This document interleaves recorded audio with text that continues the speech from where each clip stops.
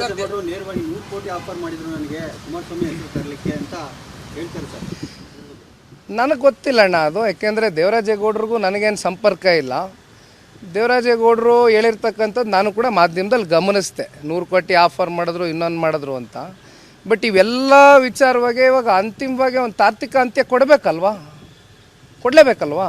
ಕೊಡ್ತಕ್ಕಂಥದ್ದಕ್ಕೆ ಯಾರಿಗೆ ಶಕ್ತಿ ಇದೆ? ಜನ ಯಾರನ್ನ ಆಯ್ಕೆ ಮಾಡಿ ಕೂರಿಸಿದ್ದಾರೆ? ಹೌದಣ್ಣ. ಈ ಪ್ರಕರಣ ಇಟ್ಕೊಂಡು ನಿಮ್ಮನ್ನ ಅಥವಾ ದೇವೇಗೌಡರ ಕುಟುಂಬನ ನೇರವಾಗಿ ಟಾರ್ಗೆಟ್ ಮಾಡಲಾಗ್ತಾ ಇದೆ ಅಂತ ಅನಿಸ್ತಾ ಇದೆ. ಇದು ಭಾಳ ಸ್ಪಷ್ಟವಾಗಿ ಬಹುಶಃ ಅದು ಎಲ್ಲಿಂದ ಆಡಿಯೋ ಬಂತು ಗೊತ್ತಿಲ್ಲ. ನಿನ್ನೆ ಶಿವರಾಮೇಗೌಡರು ಮಾತನಾಡಿರ್ತಕ್ಕಂಥ ಪ್ರತಿಯೊಂದು ಟಾಪಿಕಲ್ಲೂ ಕೂಡ ಇವತ್ತು ರಾಜ್ಯ ಸರ್ಕಾರ ಕೈವಾಡ ಇದೆ, ರಾಜ್ಯ ಸರ್ಕಾರದಲ್ಲಿ ಇರ್ತಕ್ಕಂಥ ಕೆಲವೊಂದಷ್ಟು ವ್ಯಕ್ತಿಗಳ ಕೈವಾಡ ಇದೆ ಅಂತಕ್ಕಂಥದ್ದು ಭಾಳ ಸ್ಪಷ್ಟವಾಗಿ ಇವತ್ತು ರಾಜ್ಯದ ಜನತೆಗೆ ಅರ್ಥ ಆಗಿದೆ. ಹೌದಲ್ವೇ?